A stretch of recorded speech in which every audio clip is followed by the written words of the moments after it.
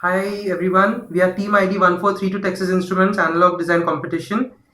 We wish to present our project on smart metering infrastructure, a low-cost smart metering infrastructure. Now, what is our problem statement? Our problem statement is that we wish to measure the power utilized by a household and transmit the data to the company which is giving the power without any human intervention, that is wirelessly or through some network. How are we doing it? We are doing it by the use of Texas's microcontroller MSP 430. The kit which has been given to us is MSP 430 EXP F5529. Now this is the procedure we will be following. The MSP 430 has a built-in 10-bit ADC. We are measuring the voltage. We are measuring the analog voltage and converting it into digital value and storing it in the buffer. This is being done separately for voltage and for current. Now the voltage and current are separately taken and multiplied and with time, and this will give us the energy, that is in kilowatt hour. Now this is the basic idea of the smart metering infrastructure. Now this is just how the meter behaves. How will we transmit the data?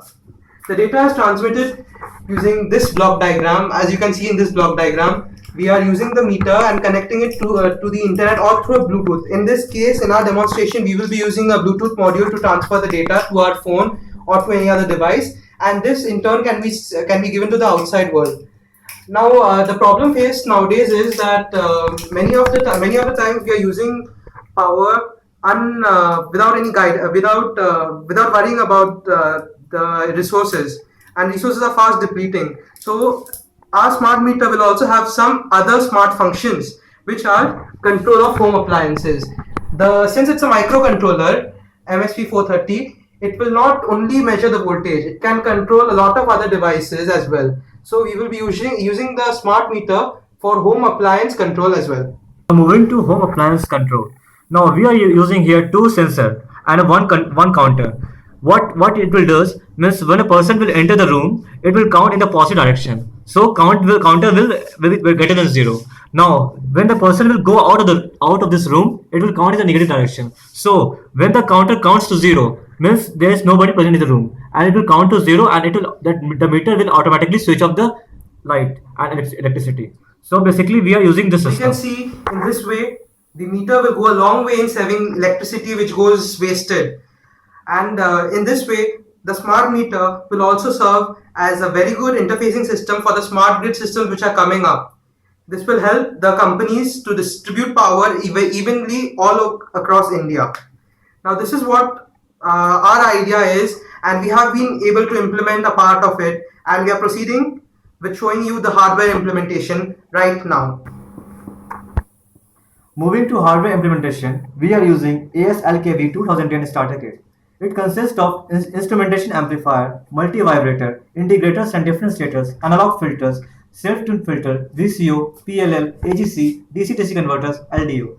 We are also using TI MSC 430 F5529 experimental board.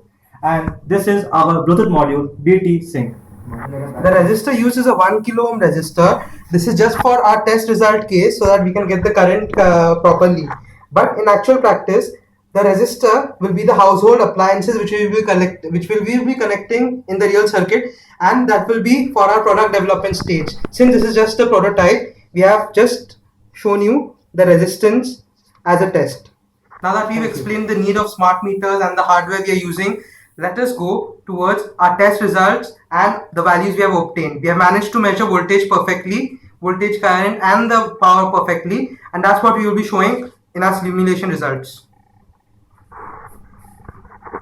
As you can see, the voltage right now is 0.38. In this experiment, I will be changing the value of the voltage using this potentiometer over here, and I will show you the output.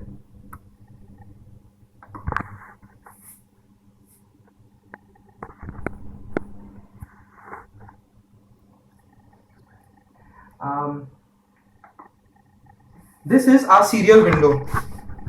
As you can see, we can see the voltage and power exactly. The voltage right now, as you saw in the DMM is 0.38, and it is exactly showing 0.38, and the power we got the current by dropping it across a 1 kilo ohm resistor, as you can see in the breadboard connection shown over here.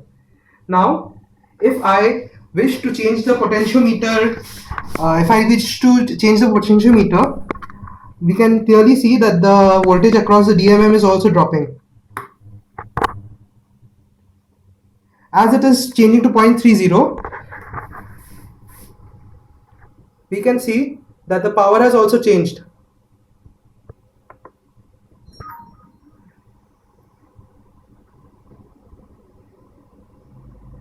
.44 is the value shown on the DMM, and 0.44 is also the value shown in this thing. So we can say that we have successfully measured the power and the voltage, and this goes on for successive values.